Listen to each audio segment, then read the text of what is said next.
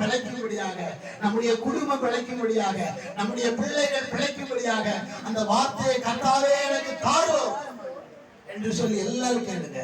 ஆண்டவரே நீர் எங்களோடு கூட பேசுங்கப்பா, இயேசுவே எங்களோடு கூட பேசி நாங்கள் எந்த காரியத்திலே மாற வேண்டுமோ அந்த காரியத்தை குறித்து எங்களோடு பேசும்.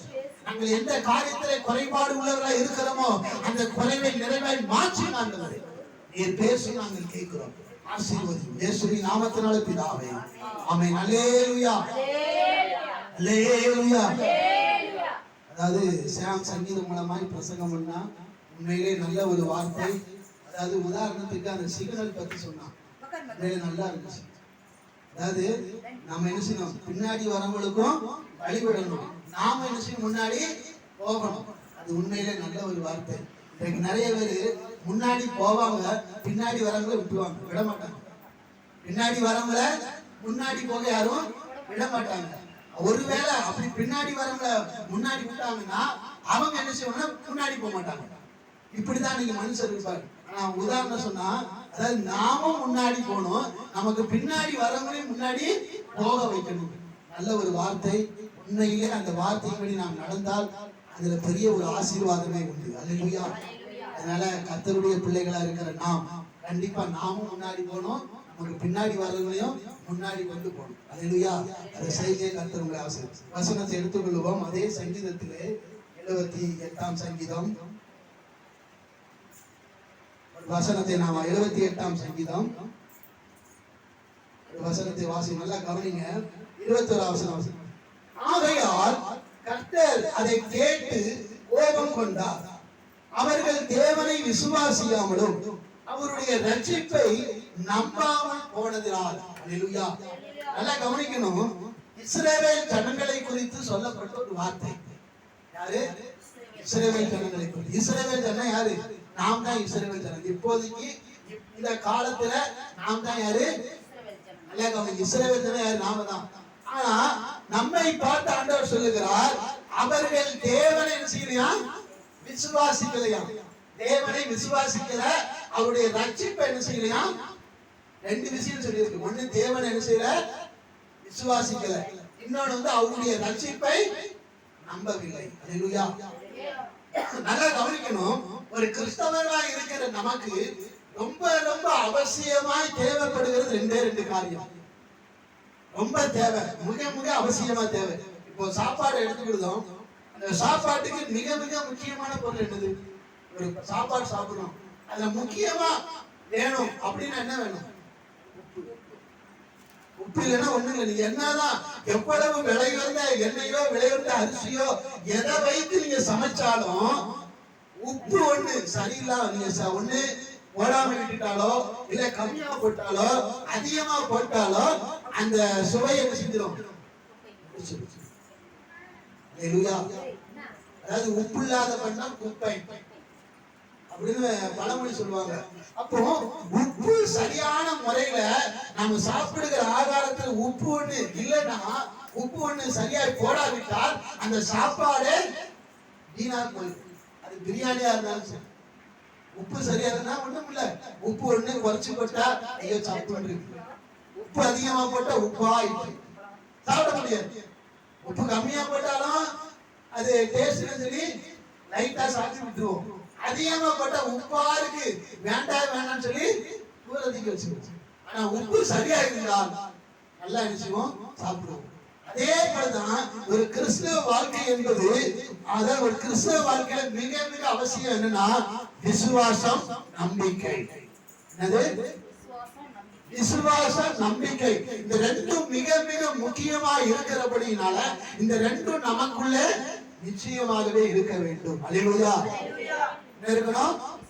விசுவாசமும் நம்பிக்கையும். இந்த விசுவாசமும் நம்பிக்கையும் நம்ம இடத்துல இல்லைன்னா நாம் கிறிஸ்துவ வாழ்க்கை வாழ்வதே இப்போ மரங்கள், நாம் செடிகள் வளர்க்கிறோம், வீட்டுல மரம் வளர்க்கிறோம், செடி வளர்க்க எல்லாம் வளர்க்கிறோம். நம்ம என்ன செய்யறோம்? இதுக்கு தண்ணி ஊத்துற எல்லாம் செய்யறோம். திடீர்னு எங்கேயோ வெளியூருக்கு போறோம். வெளியூருக்கு போன உடனே அந்த மரத்தையோ அந்த செடியை திரும்ப நான் வந்து பார்த்தா அது என்ன செய்ய? காஞ்சி போயிருக்கு. இருக்குமா இல்லையா? இல்ல நல்லா இருக்குமா? காஞ்சி போயிருக்கு. ஆனா காட்டுல இருக்கிற மரங்களை போய் பார்த்தா அந்த காட்டுல இருக்கிற மரங்களோ செடிகளோ அது நீங்க நீங்க தண்ணி ஊத்துனாலும் சரி ஊத்தலட்டாலும் சரி நீங்க எப்போ போய் பார்த்தாலும் செழிப்பா தான் இருக்கும். பாத்துருக்கீங்களா? செழிப்பா இருக்குமா இல்லையா? காட்டுல இருக்கிற மரங்களை போய் பாருங்க, அது அந்தந்த நேரத்துல சரியாக செழிப்பா எப்போதும் செழிப்பா தான் இருக்கும். அதுக்கு ஒரு குறை இருக்காது.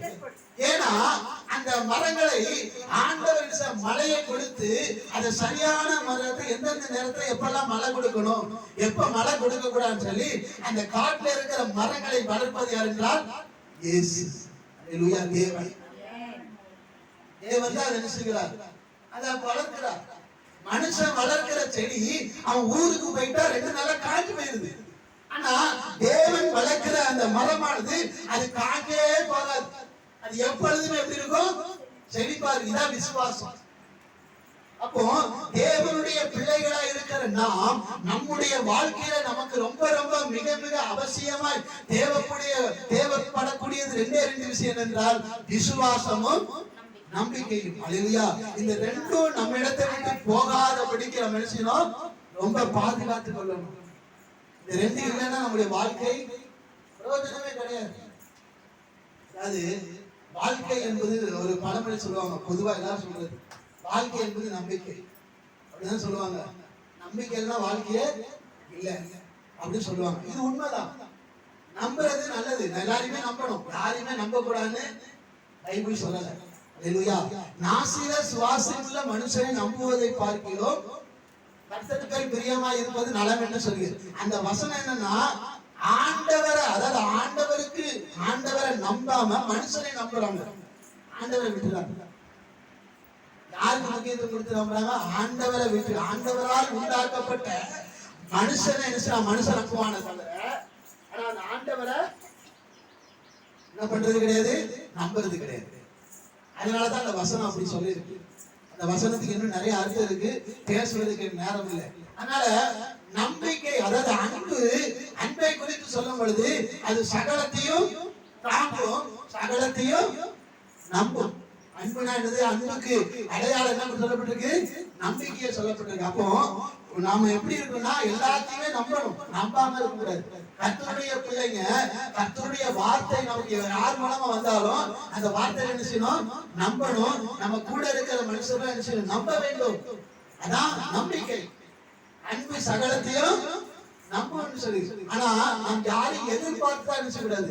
வாழக்கூடாது. யாரையும் சார்ந்து வாழக்கூடாது, யாரையும் எதிர்பார்த்து வாழக்கூடாது. நம்பிக்கை என்பது வேறு, சார்ந்து வாழ்வதுங்கிறது வேறு. அதனால கர்த்தருடைய பிள்ளைகளா இருக்கிற நமக்கு நம்பிக்கை, நமக்கு மனுஷன் மேல ஒரு பக்கம் நம்பிக்கை இருந்தாலும் அதை காட்டில் மேலாக நாம் யார் மேல நம்பிக்கை இருக்கணும்? தேவனுடைய ரட்சிப்பின் மேல என்ன செய்யணும்? நம்பிக்கை இருக்கு. அல்லேலூயா. அப்ப நமக்கு முதலாவது நமக்கு தேவை தேவன் மேல நமக்கு விசுவாசம் வேணும். 2வது நமக்கு தேவை என்ன தேவை? அவர் கொடுத்த ரட்சிப்புல நம்பிக்கை தேவை. அல்லேலூயா.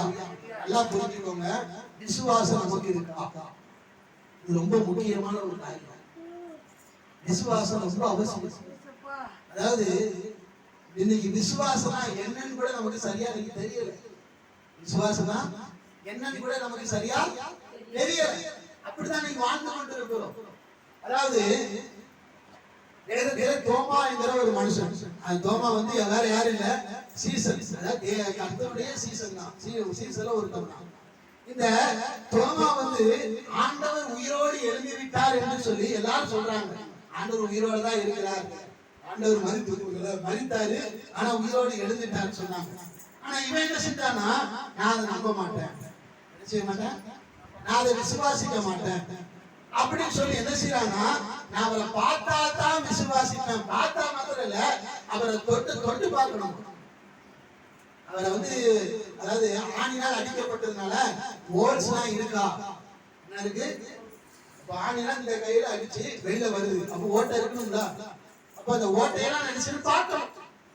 அப்படி பார்த்ததுக்கு அப்புறம் தான் ஓ இயேசு உயிரோட இருக்கிறார் அப்படின்னு நாம் நம்பணும். அப்ப ஆண்டவர் சொன்னார், என்ன சொன்னா, அதாவது பார்த்து விசுவாசிக்கிறத விட காணாம விசுவாசிக்கிறவனும் பாக்கியவான். இப்ப காற்று அடிக்குது, காற்று வீசுது, யாராவது நம்ம பாக்குறோமா? காய்ச்ச பாக்குறோமா? இல்ல. ஆனா காய்ச்சல் என்ன நம்ம நினைச்சிடும் சுவாசிக்கிறோம். சுவாசிக்கிறதுனாலதான் என்ன செய்யறோம்? உயிரோட இருக்கிறோம். இல்லைன்னா அப்ப காய்ச்சல் இருக்கா இல்லையா? இருக்கு. இதான் விசுவாசம். அப்ப காய்ச்சல் இருக்கு. ஆனா காய்ச்சல் நம்ம சுவாசிக்கிறோம். இது மட்டும் காய்ச்சல் நம்மளால பார்க்க முடியாது. அதே போலதான் தேவன் இருக்கிறார். ஆனா தேவனை பார்க்க முடியாது. தேவனை பார்க்க முடியுமா? முடியாது. அதாவது உண்மையிலே சொல்ல போனா உண்மையான தெய்வமா இருக்கிற நம்முடைய பிதாவாகிய தேவனை யாருமே இது வரைக்கும் பார்த்ததே கிடையாது. எல்லாருமே சொல்ல நான் பார்த்தேன் இதெல்லாம் போய் ஆண்டவர் யாருமே நேர்ல பார்க்க முடியாது. அப்படி பார்த்தேன்னு சொல்றாங்கன்னா ஏதோ ஒரு உருவத்தை பார்த்திருப்பாங்க. சும்மா இப்போ இன்னைக்கு ஏசு கிறிஸ்துன்னு சொல்லி ஒரு நல்லா முடிய நீட்டா வளர்த்து தாடியை வளர்த்து ஒரு கேலண்டர்லாம் பார்த்துருப்பீங்களா? இதை பார்த்திருப்பாங்க. இது தேவன் கிடையாது. ஆனா இது போய் இது ஏதோ ஒரு மனுஷனை அப்படி உருவாக்கி வளர்ந்து விட்டாங்க. நீங்க அதை பார்த்தீங்கன்னா கடவுள்னாங்க. அதெல்லாம் போய் கடவுள் உண்மையிலே கடவுளை யாருமே பார்த்தது கிடையாது. கடவுளை பார்க்கவும் முடியாது. அவரை பார்க்க அதாவது அவரை பார்க்கணும் அவ்வளவு இதுல இருக்கிறார். அவரை பார்க்க முடியாத அளவுக்கு அந்த அளவுக்கு இருக்கிறார். ஏனென்றால் வேதத்தில் அவர் பேசுகிற வார்த்தையை இஸ்ரவேல் ஜனங்கள் கேட்கிறது. இஸ்ரவேல் ஜனங்கள் என்ன சொன்னாங்கன்னா இவ்வளவு தூரத்துல அதாவது எவ்வளவோ தூரத்துல இருந்தாதான் பேசணுங்க. இஸ்ரவேல் ஜனங்களை பேசுவதை கேட்கணும். நாம யார் பேசுறத? ஆண்டவர் பேசுறதை கேட்கணும்னு சொல்றாங்க.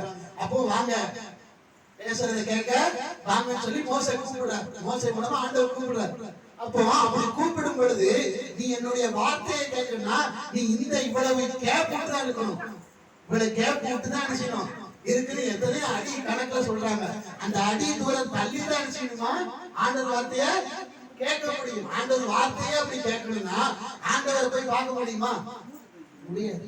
ஆனா இன்னைக்கு நிறைய பேர் சொல்றது என்னது? நான் ஆண்டவரை பார்த்தேன். இதுதான் போய் நல்லா தெரிஞ்சுக்கணும். இன்னைக்கு ஏமாத்துவாங்க. இன்னைக்கு தீர்க்க தரிசனம் சொல்லி நிறைய பேர் இப்படிதான் சொல்லி ஏமாத்துறாங்க. இதை கேட்டு நம்ம நினைச்சோம் ஏமாந்து போய் அவங்க சொல்றதெல்லாம் செஞ்சுக்கிட்டு இன்னைக்கு காணப்படுறோம். அதான் போய். ஆனா ஆண்டவரை யாருமே கடவுளை நேரடியாய் பார்த்தது யாருமே கிடையாது. அல்லேலூயா. அதுவும் நல்லா கவனி. மோசே ஆண்டவரே நான் உங்களுடைய அதாவது உங்க பார்க்கணும்னு சொல்றான். ஆண்டவரை பார்க்கணும்னு சொல்றான். அவர் என்ன செய்யும்? பின்னாடி சமூகத்தை தான் தவிர என்ன நேருக்கு என்ன பார்க்க முடியாது. மோசையை பற்றி சொன்னார். மோசே அவ்வளவு நல்ல பரிசுத்தமான அவனை குறித்து சொல்லணும். என்னுடைய வீட்டுல எங்கும் உண்மை உள்ளவன். அப்படிப்பட்ட மோசையாலே ஆண்டவரை பார்க்க முடியல. நாமெல்லாம் ஏமாத்தோம். பார்க்க முடியுமா? முடியாது. ஆனா இன்னைக்கு நாம என்ன செய்யறோம்? நான் ஆண்டவரை பார்த்தேன்னு சொல்லி ஏதோ ஒரு காட்சிகள் ஏதோ ஒரு மூலமா ஒரு அதாவது ஒரு கண்ணை மூடும்போது ஒரு சிலுவையை நம்ம பார்க்கலாம். அவ்வளவுதான். ஆனா ஆண்டவரை யாருமே நேரடியாய் பார்க்க முடியாது. ஏதோ ஒரு உருவத்தை பார்க்கலாம். அது அந்த உருவம் ஆண்டவர் கிடையாது. நாமளா அந்த உருவத்தை உடனே ஆண்டவரை பார்த்தோம்னு நாமளா தீர்மானிக்கிறோம். அவ்வளவுதான். அதனால ஆண்டவரை யாருமே நேர்ல பார்க்க முடியாது. அதனால காணாத தேவனை விசுவாசிக்கிறவன் பாக்கியவான் என்று சொல்லி வேதம் சொல்றார். அதனால இயேசு கிறிஸ்து நமக்காக கொடுக்கப்பட்டிருக்கிறார். அவர் நமக்காக அந்த பூமிக்கு வந்தார். நமக்காகவே அவர் மரித்தார். நமக்காகவே உயிரோடு எழுந்தார். உயிரோடு எழுந்த இயேசு இன்றைக்கு நமக்காக பிதாவின் வலது பட்சத்தில் உட்கார்ந்து பரிந்து பேசிக் கொண்டிருக்கிறார் சொல்லி யாராரு நம் விசுவாசிக்கிறீங்களோ அவர்கள் தான் பாக்கியவான்கள். அல்லேலூயா. அதனால இயேசுவை நாம் விசுவாசிக்கணும். முதலாவது விசுவாசம். இன்னைக்கு விசுவாசம்னா நம்ம பார்த்தாதான் என்ன செய்யணும்? விசுவாசிக்கிறோம். அப்படி கிடையாது. விசுவாசமே கிடையாது. இப்ப சர்ச்சைக்கு வராங்க. இப்ப இந்த சர்ச்சைக்கு இப்ப கொஞ்சம் பேர் தான் வரும். இதே இதுல இந்த சர்ச்சில ஒரு அற்புதம் நடக்குது. யாரோ ஒருத்தர் அதாவது சப்பானியா வரன்னு கால் மூலமா வர்றாரு. அப்படி கால் மூலமா உள்ள வருவரு அவரு போகும் பொழுது நடந்து போறாரு. அப்போ கால் மூலமாய் நடந்து வரும்போது பார்த்து நிறைய பேர் பார்த்திருப்பாங்க. அதே அத்தனை பேர் திரும்ப போகும்போது பார்ப்பாங்க அவர் நடந்து போறது. ஐயோ இந்த சர்ச்சைக்கு நான் போகும்போது சப்பானியா போனாரு, அவர் திரும்ப வருவார், நடந்து வராரு அப்படின்னு சொல்லிட்டு என்ன செய்வோம், ஒரு கூட்டம் என்ன செய்யும், உடனே நாமும் சர்ச்சைக்கு போவோம்னு சொல்லி வருவாங்க. இது விசுவாசம் கிடையாது. அல்லேலூயா. இன்னைக்கு இதுதான் விசுவாசம் சொல்லி இதைத்தான் நம்ம செய்யும். ஆனா என்ன கஷ்டம் வந்தாலும், என்ன பாடு வந்தாலும், என்ன உபத்திரம் வந்தாலும், இயேசு என்னோடு கூட எல்லாவற்றையும் சரி பண்ணி கொண்டு இருக்கிறார், இயேசு என்னோடு கூட தான் இருக்கிறார், அவர் என்னை விட்டு போகல அப்படிங்கிற ஒரு நம்பிக்கை, ஒரு ஆழமான நம்பிக்கை நமக்குள்ள இருக்குல்ல, அதுதான் விசுவாசம். அல்லேலூயா. அதை விட்டுட்டு நம்ம என்ன செய்யறோம், பிரச்சனைன்னு வரும்போது நான் எவ்வளவோ ஜெபம் பண்றேன், என் ஜெபத்தை ஆண்டவர் கேட்கவே இல்லை. என்ன செய்யல, கேட்கவே இல்லை. நான் இவ்வளவு நாள் சர்ச்சைக்கு போறேன், ஆனா இவ்வளவு நாள் சர்ச்சைக்கு போய் எனக்கு ஒரு அற்புதம் கூட நடக்கல அப்படின்னு சொல்றது தெரியுமா? இதான் விசுவாசம். விசுவாசம் அவங்ககிட்ட இல்ல. அல்லேலூயா. அதனால விசுவாசம் நமக்கு மிக மிக அவசியம். அதனால விசுவாசம் இல்லாமல் தேவனுக்கு பிரியமா இருக்க முடியாது. அதனால விசுவாசமா இருங்க. நமக்கு என்ன கஷ்டம் வந்தாலும் சரி, எவ்வளவு உபத்திரம் வந்தாலும் சரி, இயேசு என்னோடு கூட இருக்கிறார். அல்லேலூயா. அதான் விசுவாசத்துக்கு சொல்லுங்க. அதாவது 3 பேர், அதாவது தானியலோட சேர்த்து 4 பேர், 4 வாலிபர்களை அதாவது பாபிலோன்ல சிறைபிடித்து கொண்டு போயிட்டாங்க. எத்தனை பேரு? 4 பேர். இஸ்ரவேல் ஜனங்க தான், அவர்கள் எபிரேயர். இந்த எபிரேய 4 பேர், அதாவது தானியேல், சாத்ராக், மேஷாக், ஆபேத்நேகோ, இந்த 4 பேரும் சிறைபிடித்து கொண்டு போயிட்டார்கள். இந்த 4 பேர் யாருன்னா வாலிபர்கள். யாரு? வாலிபர்கள். இதுல தானியேலை விட்டுருவோம், 3 பேரை மட்டும் நான் சொல்றேன். இந்த சாத்ராக், இந்த மோசேக் என்று சொல்ற இந்த 3 இந்த எபிரேய வாலிபர்கள் சிறைபிடித்து போடப்பட்டவர்கள். அப்படி போடப்பட்ட அந்த பாபிலோன்ல என்ன நடந்துச்சுன்னா, ஒரு பெரிய பொற்சிலை வந்து பண்ணாங்க. ஒரு பெரிய ஒரு சிலை. என்ன சிலைன்னா, ராஜாவை சிலையா மாத்திட்டாங்க. இந்த பாபிலோன்ல இருக்கிற ராஜாவை ஒரு சிலையா உண்டு பண்ணி, பெருசா, எவ்வளவு பெருசா உண்டு பண்ணுவோம் அவ்வளவு பெருசா உண்டு பண்ணி என்ன செய்யணுமா, அந்த ராஜாவை என்ன செய்யணும், எல்லாரும் என்ன செய்யணும், காலை விழுந்து வணங்கணும். என்ன செய்யணும்? காலை விழுந்து வணங்கணும். அப்படி ஒருவேளை யாரும் வணங்காவிட்டால் அவங்களுக்கு என்ன செய்வாங்கன்னா, நல்லா ஒரு நெருப்பு ஒன்று எரிய வச்சு, நல்லா கட்டையெல்லாம் போட்டு நல்லா நெருப்ப நல்லா எரிய வைத்து, அந்த எரிஞ்சு அந்த கங்கு சொல்லுவாங்க, தணல், அந்த தணல்ல கொண்டு சொல்லுவாங்களா போட்டு விடுவார்கள். இது சட்டம். இது என்னது சட்டம்? இந்த ராஜாவை அந்த பொற்சலையை வணங்காவிட்டால் என்ன செய்யணுமா, அந்த எரிகிற அந்த அக்னி சொல்றதை கொண்டு அந்த தணல்ல கொண்டு போட்டுருவாங்க. இதுதான் சட்டம். இப்படி சட்டம் போட்டாச்சு. என்ன போட்டாச்சு? சட்டமே வந்துருச்சு, அமுலாயிருச்சு. இப்ப எல்லாருமே அந்த சிலைக்கு முன்னாடி போய் வணங்குறாங்க. சிலைக்கு முன்னாடி போய் எல்லாருமே காலை விழுந்து வணங்குறாங்க. ஆனா இந்த 3 பேர் மாத்திரம் நாங்க வணங்க மாட்டோம், வணங்க மாட்டோம்னு சொல்றாங்க. அப்போ இவங்க இந்த சட்டத்தை சொல்ல, நீ வணங்கல்னா இந்த எரிகிற அக்னி சொல்றதை கொண்டு போட்டுவோம், என்ன செய்ய போற அப்படின்னு ஒரு கேள்வி கேட்கிறாங்க. நமக்கு எப்படி இருக்கும் யோசிச்சு பாருங்க. அப்படி சொன்னா, நமக்கு சொன்னா எப்படி இருக்கும்? அப்போ அப்படி அவர்கள் சொன்ன பொழுது அவர்கள் சொன்ன வார்த்தை என்னன்னா, அந்த வார்த்தை தான் முக்கியம். அதாவது அந்த எரிகிற அக்கினி சூழலில் போட்டு, நான் உங்க ஒருவேளை செத்து போனாலும் பரவாயில்ல, நாங்க செத்து போனாலும் பரவாயில்ல, ஆனா நீர் நிறுத்தின அந்த பொற்சலைய வணங்க மாட்டேன். அதாவது நான் உயிரை வாலிப பசங்க வளர்த்துக்கணும். வாலிப பிள்ளைங்க இன்னும் திருமணம் ஆகல, வாலிப பிள்ளைங்க, அவங்களுக்கு எவ்வளவோ கனவு இருக்கும், எவ்வளவோ லட்சியம் இருக்கும். ஆனா எவ்வளவு லட்சியம் இருந்தாலும், எவ்வளவு கனவு இருந்தாலும், அவர்கள் சொல்ற வார்த்தை, நான் செத்து போனா போறேன், அதை பத்தி எனக்கு தேவையில்லை, எனக்கு தேவை என் ஆண்டவர் மட்டும்தான், என் ஆண்டவரை தவிர நான் யாரையும் விழுந்து வணங்க மாட்டேன்னு சொல்லி அவர்கள் உறுதியா இருந்தார்கள்.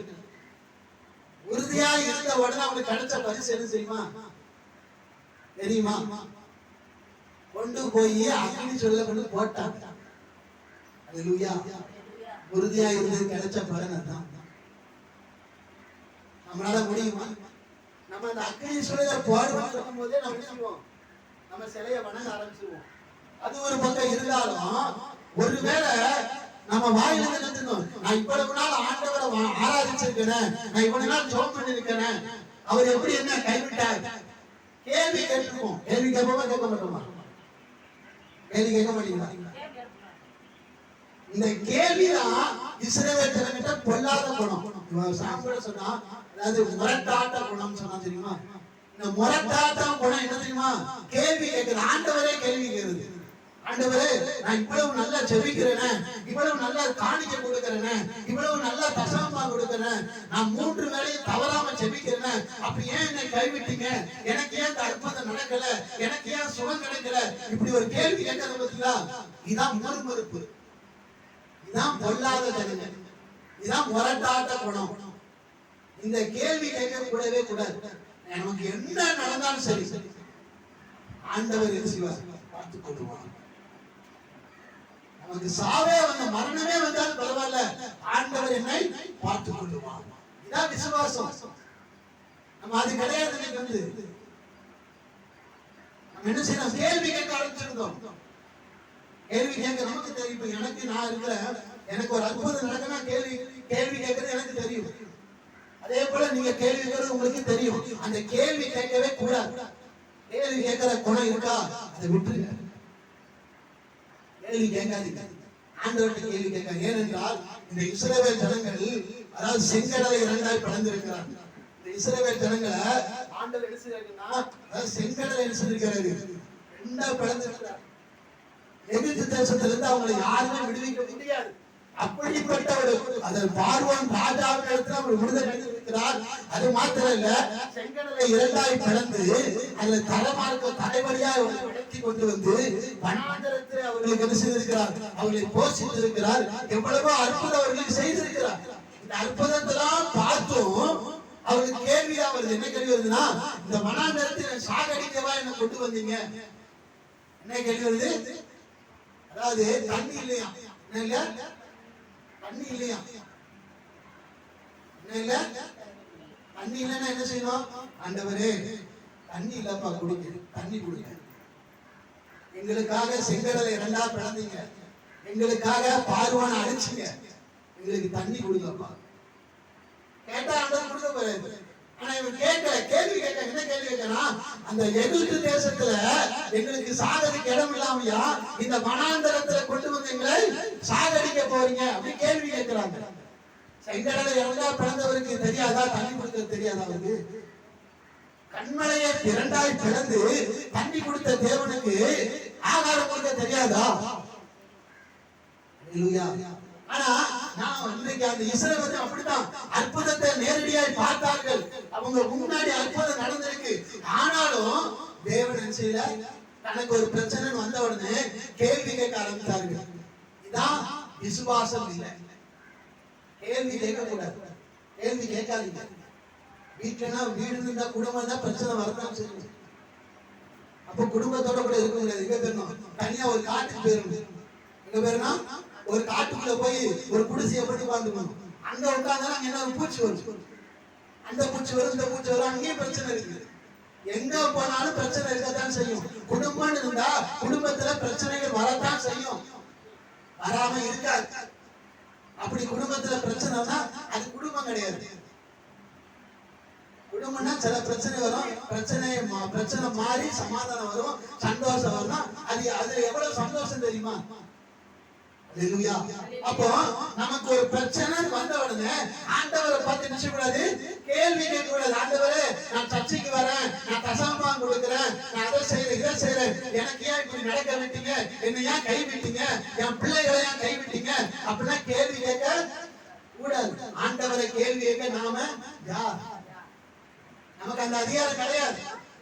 அது அவிவிசுவாசத்துக்கு அடையாளம். விசுவாசத்துக்கு அடையாளம் அது கிடையாது. நமக்கு என்ன பிரச்சனை வந்தாலும் என்னோடு கூட இயேசு இருக்கிறார், அவர் பார்த்துக் கொள்ளுவார்.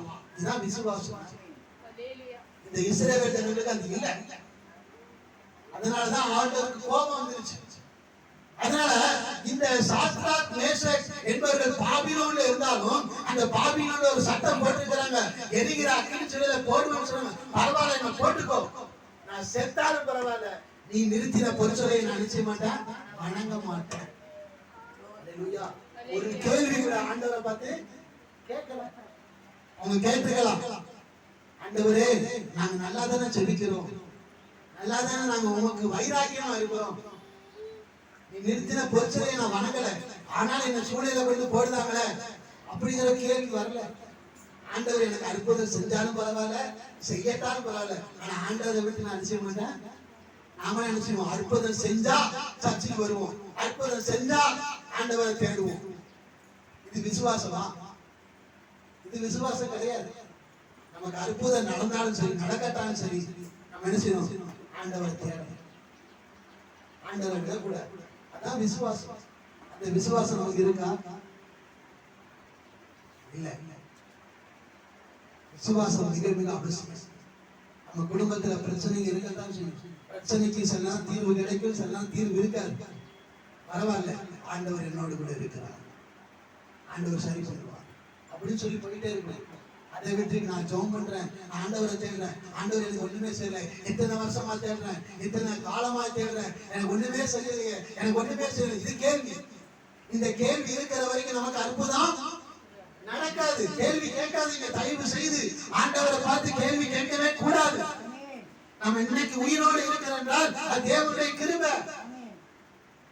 இந்த இடத்துல இன்றைக்கு நம்ம உடம்பு ஒருவேளை நம்ம பலவீனமா இருக்கலாம், வரும்போது கூட பலவீனமா தான் வந்திருக்கலாம்.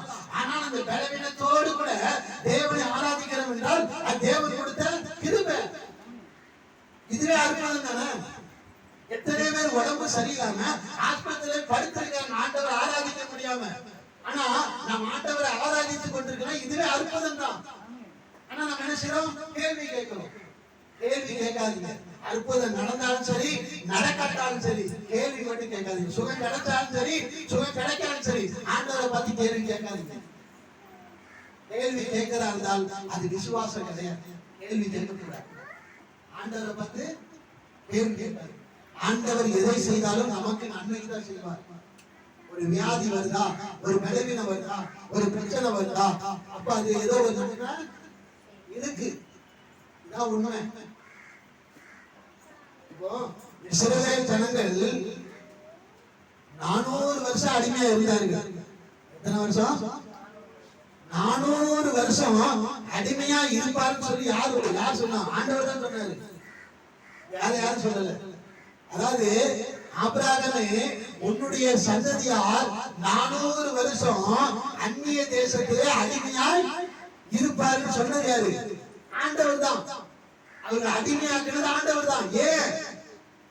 ஆண்டவர் தான் தெய்வம் சொல்லி ஜனங்க, புறஜாதி ஜனங்க நம்பணும்னு சொல்லி எகிப்தில் இருக்கிற ஜனங்கள் இயேசு கிறிஸ்துதான் மெய்யான தெய்வம் என்று நம்ப வேண்டும் என்று சொல்லி 400 வருஷம் அடிமையாக உட்கார வைத்தார். ஆண்டவர் ஒரு காரியம் செய்தார் என்றால் அதுக்கு ஒரு நோக்கம் இருக்கும், அதுக்கு ஒரு பிளான் இருக்கும். நமக்கு ஒரு வியாதியோ, நமக்கு ஒரு பலவீனமோ, நமக்கு ஒரு பிரச்சனை வருதுன்னா அதுல தேவனுடைய திட்டம் ஒண்ணு இருக்கும். திட்டம் இல்லாம ஆண்டவர் ஒண்ணும் செய்ய மாட்டார். அப்ப நம்ம கேள்வி கேட்டா அந்த திட்டம் நமக்குள்ள நிறைவேறாது. அதனால கேள்வி கேட்காதீங்க. நமக்கு என்ன நடந்தாலும் சரி, எந்த அநியாயமே நமக்கு வந்தாலும் சரி, கேள்வி கேட்காதீங்க. ஆண்டவரே நான் உண்மையா தான் இருக்கேன், எனக்கு ஏன் இந்த அநியாயம் நடக்கு அப்படிங்கிற கேள்வி நமக்கு வேண்டாம். அநியாயம் வந்தாலும் பரவாயில்ல, ஆண்டவர் பார்த்துக் கொள்வார். அப்போ தேவனுடைய திட்டம் நமக்குள்ள நிறைவேறும். இயேசு கிறிஸ்து நன்மை தானே செய்தார், இந்த பூமியில தீமை செய்தாரா? நன்மை தானே செய்தார். அப்ப அவருக்கு நடந்த அநியாயம் நடந்துச்சு. அப்போ ஆண்டவர்கிட்ட போய் கேட்கல, ஆண்டவரே பிதாவே எனக்கு அநியாயம் நடக்கு, இதை தட்டி கேளுங்க அப்படின்னு சொல்லி பிதாவை தேவன் கேள்வி கேட்கல. அப்படி கேள்வி கேட்காதனால மரித்தார், 3ஆம் நாள் உயிரோடு எழும்பினார், 40 நாள் நான் உயிரோடு இருக்கிறேன் என்று சொல்லி நிரூபித்து காட்டினார். அப்போ தேவனுடைய திட்டம் நமக்குள்ள நிறைவேறணும்னா நம்ம என்ன கேள்வி கேட்க கூடாது. இந்த சாத்ராக் மேஷாக் 3 பேரையும் எரிகிற அக்கினில கொண்டு போட்டாங்க. போட்டது உண்மைதான். அதே போல எரிகிற அக்கினி சூழல 3 பேரும் போடப்பட்டது உண்மைதான். ஆனா அதுல 4வது ஒருவர் உலாவி கொண்டிருந்தார். உலாவி கொண்டிருந்தது மாத்திரம் இல்ல, அந்த ராஜா அனுசிதான் ரட்சிக்கப்பட்டார். அந்த ராஜா எந்த பொருட்சலையை வைத்தாரோ அந்த ராஜா சொல்றாரு, இந்த சாத்ராக் மேஷாக் வணங்குற தெய்வம் தான் உண்மையான தெய்வம். அப்போ அந்த திட்டம் நிறைவேறதுக்கு காரணம் என்ன? விசுவாசம். அப்போ இவர்கள் கேள்வி கேட்காம இவர்கள் விசுவாசித்ததுனால தேவனுடைய திட்டம் நிறைவேறினது. அப்ப நம்ம கேள்வி கேட்க கூடாது. கேள்வி கேட்டா அங்க அவிசுவாசம் வந்துடும். தேவனுடைய திட்டம் நிறைவேறாது. ஆனா இன்றைக்கு நம்முடைய காலத்துல இன்றைக்கு எல்லாருமே அப்படிதான் இருக்கிறோம். கேள்வி கேட்க ஆரம்பிச்சிருக்கோம். நமக்கு ஒண்ணு நடக்கலன்னா கேள்வி கேட்கறீங்க, எனக்கு நடக்கல கேள்வி கேட்கிறோம். அப்படி கேள்வி கேட்க கூடாது. அது விசுவாசத்துக்கு அடையாளம் கிடையாது. விசுவாசத்துக்கு அடையாளம்னா எந்த கேள்வி கேட்காம ஆண்டவருக்காக வாழ்வது. விசுவாசம் என்னது? எந்த கேள்வி கேளாமல் ஆண்டவருக்காக வாழ்வதுதான் விசுவாசம். நமக்கு கஷ்டம் வந்தாலும் சரி, நஷ்டம் வந்தாலும் சரி, உபத்திரம் வந்தாலும் சரி, அதாவது துக்கம் வந்தாலும் சரி, நமக்கு உயிருக்கு போக வேண்டிய சூழ்நிலை வந்தாலும் சரி, எந்த கேள்வியும் ஆண்டவரை பார்த்து கேட்காமல் வாழ்கிறோமே, அந்த வாழ்க்கை தான் விசுவாச வாழ்க்கை. அதனால கேள்வி கேட்காது. கேள்வி கேட்டா நமக்கும் அற்புதம் நடக்காது, தேவனுடைய திட்டமும் நடக்காது. விசுவாசம் மிக அவசியம். விசுவாசம் நமக்கு விசுவாசம் இருந்தாதான் அற்புதம் நடக்கும். விசுவாசிக்கிறவனுக்கு எல்லாம் கூடும். இந்த எரிகிற அக்கினி சொல்ல போட்டாங்க, நம்ம எல்லாம் அதாவது அதை பார்த்துட்டு என்ன அவ்வளவுதான் முடிஞ்சு போச்சு. பார்த்துட்டு என்ன செய்வாங்க, அவ்வளவுதான் அவங்க செத்து போயிட்டாங்க, அவங்க வாழ்க்கையே முடிஞ்சு போச்சு. வாழ்வ பிள்ளைங்க அவங்க வாழ்க்கையே முடிஞ்சு போச்சு, அவங்களுடைய லட்சியம் முடிஞ்சு போச்சு, அவங்களுடைய கனவு எல்லாம் முடிஞ்சு போச்சுன்னு நினைச்சாங்க. அப்படி ஆண்டவர் அதை விடல. ஆண்டவர் உயிரோடு அவர்கள் மறுபடியாக கொண்டு வந்து அநேகவர் ரட்சிக்கப்படும்படி செய்தார்கள். அல்லேலூயா. அவங்க மூலமாய் தேவன் மகிமைப்பட்டார். அல்லேலூயா. அதனால விசுவாசமா இருக்கு. விசுவாசத்தை இழக்காது. ஆண்டவர் நமக்கு அற்புதம் சொன்னாலும் சரி, செய்யட்டாலும் சரி, ஆண்டவரை விட மாட்டேன், ஆண்டவருக்காக வாழ்வேன். இதுதான் விசுவாசம். ஆண்டவர் விட்டு போக கூடாது. எந்த கேள்வி கேட்காதீங்க. கேள்வி தயவு செய்து அற்புதம் நடக்கலையோ, வீட்டுல ஒரு அதிசயம் நடக்கல, கேள்வி கேட்காதீங்க. ஆண்டவர் செய்வார். அந்தந்த நேரத்தில் அந்தந்த காரியத்தை நேர்த்தியாய் செய்வார். இப்போ சொல்லி முடிச்சிருக்கேன். திருமணம் சொல்லி சில வீட்டுல திருமணம் ஆகிற வயசுல பிள்ளைங்க இருப்பாங்க. பார்த்திருக்கீங்களா? நீங்க பார்த்திருப்பீங்க, உங்க வீட்டுல நடந்திருக்கும். அப்ப திருமணம் ஆகிற வயசுல நீங்க என்ன செய்வீங்கன்னா, பெற்றோர்கள் என்ன செய்வாங்கன்னா, ஜாதகம் பார்க்கணும்னு நிறைய பேர் இருக்காங்க. ஆனா கிறிஸ்தவங்க ஜாதகம் பார்க்க கூடாது. ஆனா கிறிஸ்தவங்க நீங்க ஜாதகம் பார்க்கறாங்க. உடனே சாதகத்தை எடுப்பாங்க.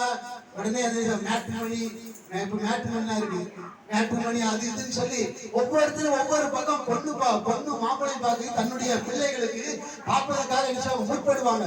நிறைய காரியங்கள் அதுக்காக செய்வாங்க. நிறைய பணத்தை செலவழிப்பாங்க. கடைசியில அங்க இங்க சுத்தி கடைசியில ஒண்ணுமே கிடைக்காது. ஒண்ணுமே கடைசியில அது நடக்க வேண்டிய நேரத்துல என்ன சொல்லுவோம், நடக்க வேண்டிய நேரத்துல நடக்கும் சொல்லி விட்டுருவோம். இத முன்னாடியே செஞ்சா விசுவாசம் எல்லாம் புரிஞ்சுக்கணும். நடக்க வேண்டிய நேரத்துல நடக்குன்னு சொல்லி எல்லாத்தையும் செலவு பண்ணி அங்க போய் பொண்ணு பார்க்க, இங்க போய் பையனை பார்க்க, அப்படி அலைஞ்சு கிழஞ்சி கடைசியில ஒண்ணுமே நடக்காது. நடக்க வேண்டிய நேரத்துல நடக்குன்னு சொல்லி விட்டுருவோம். அதுக்கப்புறம் நடக்கும். பார்த்துருக்கீங்களா? அதுக்கப்புறம் தானாவே வரும். ஒரு பொண்ணு வீடு தானா வரும், ஒரு பையன் வீடு தானா வரும். அப்போ இதான் விசுவாசம். நமக்கு என்ன நடக்கணுமோ அது தானாகவே நடக்கும். அதுக்கு முன்னாடி நம்ம என்ன செய்யக்கூடாது, அவசரப்படக்கூடாது. அப்படி அவசரப்பட்டா நம்ம இடத்துல என்ன இல்ல, விசுவாசம் இல்லை. அதனால அவசரப்படக்கூடாது. எதை நமக்கு ஆண்டவர் செய்யணும் விரும்பி இருக்கிறாரோ, எதை நம்முடைய குடும்பத்தை ஆண்டவர் செய்யணும் நினைக்கிறாரோ, அதை கண்டிப்பா அந்த நேரத்துல கண்டிப்பா செய்வாரே தவிர அதை விட்டுற மாட்டார். எல்லாத்துக்குமே ஒரு காலம் வச்சிருக்கிறார். சும்மா உடனே விட்டுற மாட்டார். ஒரு நேரம் ஒண்ணு இருக்கு, அந்த நேரம் தான் ஆண்டவர் செய்வார். இப்போ அரக்கோணத்துல இருந்து திருத்தணி போறோம், இந்த நேரத்துல தான் ட்ரெயின் வரும்னு சொல்லி போட்டிருப்பாங்க. இந்த நேரத்துல தான் ட்ரெயின் வரும். இப்போ காலையில 10:30 மணிக்கு ஒரு ட்ரெயின் வரும்னு வச்சுக்கோங்க. 10:30 மணிக்கு ட்ரெயின் வரும்னு சொல்லி அந்த நேரத்தை போட்டிருப்பாங்க. நாம என்ன செய்யறது, 10 மணிக்கே போய் உட்கார்ந்துட்டு ட்ரெயின் இன்னும் வரல அப்படின்னு சொல்லி ட்ரெயினை திட்டுறது, அப்புறம் கவர்மெண்ட் திட்டுறது. அவன் போட்டுக்க டைம் என்னது 10:30 மணி. நம்ம முன்கூட்டியே போய் உட்கார்ந்துட்டு இல்லைன்னு லேட் ஆகி போறது. 10:30 மணி ட்ரெயினுக்கு 10:45 போயிட்டு உட்கார்ந்து திட்டிட்டு இருக்கிறது. இன்னைக்கு அதைத்தான் விசுவாசம் சொல்லி நம்ம செஞ்சுட்டு இருக்கிறோம். இது விசுவாசமே கிடையாது. ஆண்டவர் நமக்குன்னு ஒரு காரியம் கொடுத்தால், ஒரு ஆசீர்வாதம் ஒரு நேரம் வச்சிருக்கிறார். இந்த ஆசீர்வாதத்தை இந்த நேரத்துல தான் கொடுக்கணும்னு சொல்லி வச்சிருக்கிறார். அந்த நேரத்துல தான் அந்த ஆசீர்வாதத்தை தருவார தவிர அதுக்கு முன்னாடி அவரு தரமாட்டார். அல்லேலூயா. இந்த குழந்தை இருக்கு, இந்த குழந்தைகிட்ட போய் கொஞ்சம் பிரியாணி அதுல ஒரு சிக்கன் பீஸ் வச்சுட்டு அந்த பிள்ளைகிட்ட போய் திணிச்சீங்கன்னா சாப்பிடுமா? சாப்பிடுமா? சாப்பிடாதா? அதே இதுல கொஞ்சம் பாலோ ஒரு தயிரை ஊத்தி பெசஞ்சு கொஞ்சம் கொடுத்து பாருங்க, சாப்பிடுமா? சாப்பிடாதா? அப்போ பிரியாணி கொடுக்கிற நேரத்துல தான் கொடுக்கணுமே தவிர அதுக்கு முன்னாடியே பிரியாணி கொடுக்க கூடாது. அப்போ எந்த நேரத்துல நமக்கு என்ன செய்யணும்னு சொல்லி ஆண்டவருக்கு தெரியும். நாம அதுக்கு முன்னாடியே போய் கேள்வி கேட்கிறது, ஆண்டவரே எனக்கு ஏன் செய்யல, எனக்கு ஏன் பிரியாணி தரல? இந்த குழந்தை பிரியாணி தரல கேட்க முடியுமா? பிரியாணி இந்த குழந்தை கேட்டாலும் அவங்க அப்பா அம்மா என்ன சொல்லும், என் பிள்ளைக்கு ஒத்துக்கிடாது, என் பிள்ளைக்கு கொடுக்க கூடாது அப்படிதான் சொல்லுவாங்க. இல்ல கொடுங்க, என் பிள்ளை சாப்பிடும் அப்படின்னு சொல்லுவாங்களா? அதனால கர்த்தருடைய பிள்ளைகளா இருக்கிற நம்முடைய வாழ்க்கையில விசுவாசம் எந்த கேள்வி கேட்காமல் தேவனை நம்புறதுதான் விசுவாசம். எந்த கேள்வி கேட்கக்கூடாது. நமக்கு மரணமே வந்தாலும் ஆண்டவரை பார்த்து, ஏன் ஆண்டவரை இவ்வளவு நான் இந்த அளவுக்கு காணிக்க கொடுத்தேனே, எனக்கு ஏன் இந்த சின்ன வயசுல எனக்கு சாவு வருது அங்கிற கேள்வி நமக்கு வேண்டாம். அந்த வாலிபர் கேட்கலாமே, அந்த வாலிப பசங்க கேட்டுக்கலாமே, அந்த சாத்ராக் மேஷக் ஆபேத்நேகோ அந்த 3 எபிரேய வாலிபர் கேள்வி கேட்கலாம், ஆண்டவரே நான் வாலிப பிள்ளை, நான் வாலிப பையன், என்ன சிறைப்பிடித்து வந்திருக்காங்க, நான் உங்களை தானே ஜெபம் பண்றேன், உங்க பாதத்துல இருந்து உண்மை தானே தேடுறேன், என்னையா சாவுக்கு ஒப்பு கொடுக்குறீங்க அப்படின்னு கேள்வி கேட்டுக்காம கேட்காம இருக்கலாமா?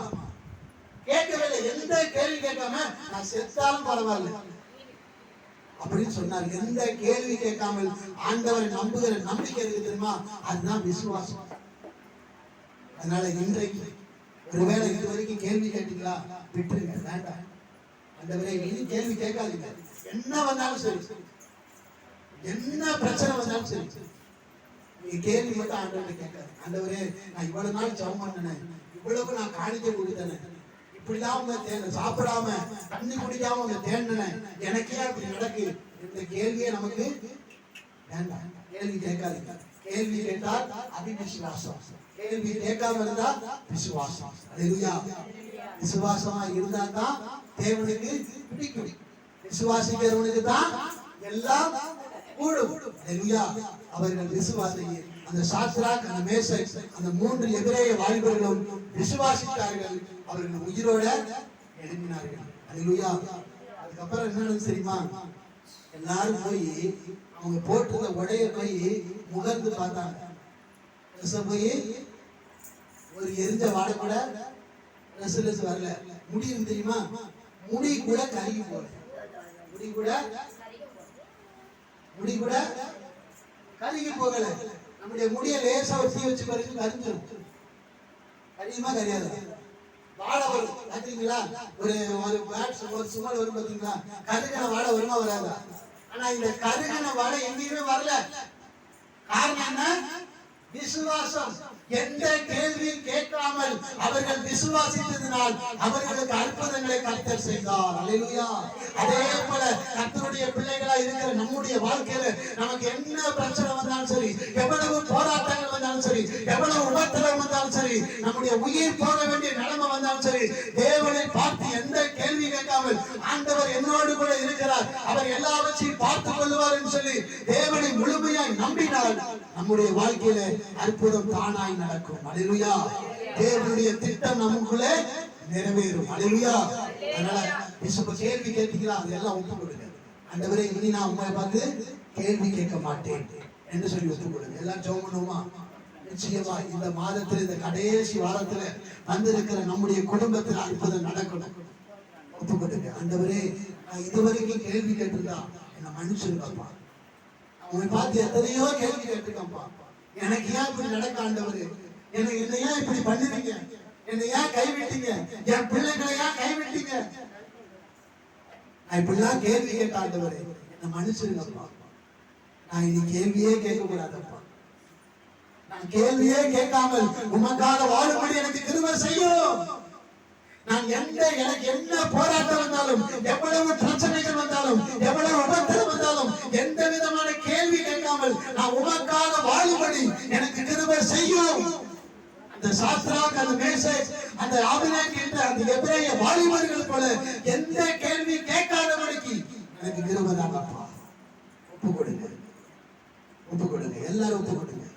இதுவரைக்கும் கேள்வி கேட்டிருந்த கேள்விக்கு மன்னிப்பு கேளுங்க. ஆண்டவரே என்னை மன்னித்து கொடுத்தோம் அப்பா. இயேசுவே, எத்தனையோ முறை நானும் கூட உம்மிடத்துல கேள்வி கேட்டிருக்கிறேன். ஆண்டவரே என்னை மன்னித்து கொடுங்க. இன்றைக்கு நீ பேசுற வார்த்தைப்படி என்னை ஒப்பு கொடுக்கிறேன் அப்பா. அப்பா, இனி எந்த சூழ்நிலை வந்தாலும், அப்படி அந்த தலைக்கு மேல வெள்ளமே வந்தாலும், நான் உங்களை பார்த்து எந்த கேள்வி கேட்காமல் என்னோடு கூட இயேசு இருக்கிறார், அவர் எல்லாவற்றையும் பார்த்துக் கொள்வார் என்று சொல்லி எந்த கேள்வி கேட்காமல் வாழும்படி எனக்கு கிருபை செய்யுங்க. ஆண்டவரே, வந்திருக்கிற இந்த ஜனங்களுக்கு கிருபை செய்யுங்கப்பா. ஆண்டவரே, அற்புதத்தை செய்யுங்க. உம்மிடத்தில் இந்த சத்தத்தை கேட்டுக் கொண்டிருக்கிற ஒவ்வொருவருக்கும் ஆமென். ஆண்டவரே, உம்மிடத்தில் கேள்வி கேட்காமல் விசுவாசிக்கும்படி கிருபை செய்யுங்கப்பா. இயேசுவே, விசுவாசத்தில் இன்னும் பெருகும்படி எங்களுக்கு கிருபை தாங்க. ஆண்டவரே, உம்முடைய கரத்தில் ஒப்பு கொடுக்கிறோம். வந்திருக்கிற ஒவ்வொருவரும் உம்மிடத்தில் ஒப்பு கொடுக்கிறோம். என்னையும் உம்மிடத்தில் ஒப்பு கொடுக்கிறப்பா. நாங்கள் இனி கேள்வி கேட்க கூடாது. ஆண்டவரே, கிருபை தாங்கப்பா, கிருபை தாங்க. ஆண்டவரே, அப்பா இயேசுவே, அந்த சாத்ராக், அந்த மேஷாக் என்ற அந்த 3 வாலிபர்களும் அப்பா எந்தவித கேள்வி கேட்கல. ஆண்டவரே, நாங்களும் எந்த விதமான கேள்வி கேட்க கூடாது. ஆண்டவரே, எங்களுக்கு அப்படியா கிருபை தாங்கப்பா.